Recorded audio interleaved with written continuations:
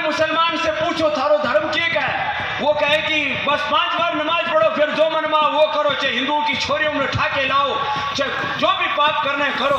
यकीनी तौर पर धार्मिक लोगों का और धर्म संसद का कतई तौर पर यह मकसद नहीं होता है कि किसी के भी मज़हब के ख़िलाफ़ या मुसलमानों के ख़िलाफ़ कोई अभद्र टिप्पणी की जाए। आप जरा देखिए कि किस प्रकार से लव जिहाद मुस्लिम युवक करते हैं, हिंदू बेटी बहनों को बर्बाद किया, लाखों बहनों को।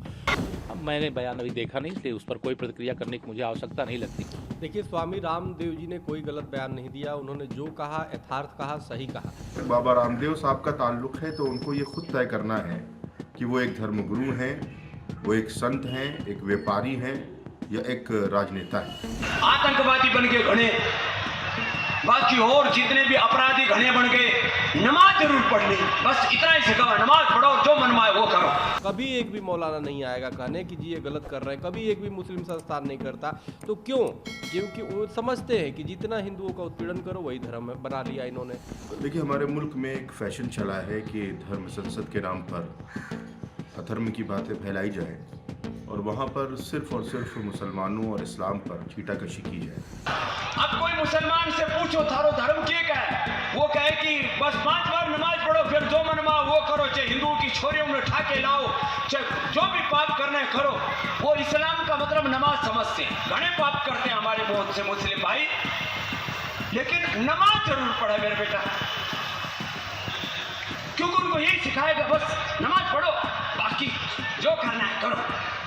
आतंकवादी बन के घने, बाकी और जितने भी अपराधी घने बन गए, नमाज जरूर पढ़नी, बस इतना ही सिखाओ, नमाज पढ़ो और जो मनवाए वो करो। हमारे मुल्क में एक फैशन चला है कि धर्म संसद के नाम पर अधर्म की बातें फैलाई जाए और वहाँ पर सिर्फ और सिर्फ मुसलमानों और इस्लाम पर छीटाकशी की जाए के ख़िलाफ़ या मुसलमानों के ख़िलाफ़ कोई अभद्र टिप्पणी की जाए। अगर आपके पास अपने मज़हब की कुछ अच्छी बातें हैं तो आप वो लोगों तक पहुँचाने का काम करें। बेजा और बिला ज़रूरत दूसरे मज़हब पर और ख़ास तौर पर मुसलमानों पर जो टिप्पणियाँ की जा रही हैं और बार बार जो छीटाकशी की जा रही है, ये कतई तौर पर किसी भी सूरत में मुनासिब नहीं है। जहाँ तक बाबा रामदेव साहब का ताल्लुक़ है तो उनको ये खुद तय करना है कि वो एक धर्मगुरु हैं, वो एक संत हैं, एक व्यापारी हैं या एक राजनेता हैं। क्योंकि जिस तरीके की ज़बान वो इस्तेमाल कर रहे हैं, यकीनी तौर पर वो किसी धार्मिक शख्स की या संत और साधु समाज से ताल्लुक़ रखने वाले शख्स की ज़बान नहीं हो सकती। ये यकीनी तौर पर किसी राजनेता ही की ज़बान हो सकती है। और धर्म संसद का अगर यही मकसद है कि वो मुसलमानों और इस्लाम के ख़िलाफ़ छीटाकशी की जाए तो यकीनी तौर पर ऐसे धर्म संसदों पर पाबंदी लगनी चाहिए जहाँ पर सिर्फ नफ़रत की बात की जा रही हो। अगर वाकई में आपको काम करना है तो मोहब्बत के पैगाम को आम करें, नफ़रत के ख़ात्मे के लिए धर्म संसद को आयोजित करें तो ये ज़्यादा बेहतर होगा। स्वामी रामदेव जी ने कोई गलत बयान नहीं दिया, उन्होंने जो कहा यथार्थ कहा, सही कहा। आप जरा देखिए कि किस प्रकार से लव जिहाद मुस्लिम युवक करते हैं, हिंदू बेटी बहनों को बर्बाद किया, लाखों बहनों को। और आप देखिए कि इतनी मुस्लिम संस्थानें हैं, एक भी कभी इनके खिलाफ फतवा जारी नहीं किया।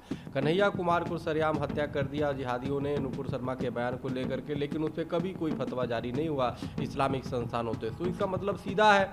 आप देखो ना, धीरेन्द्र शास्त्री जी पे प्रश्न उठा, जितने हिंदू जादूगर थे आके दिखाने लगे, ट्रिक है वो है, 20 बातें करने लगे।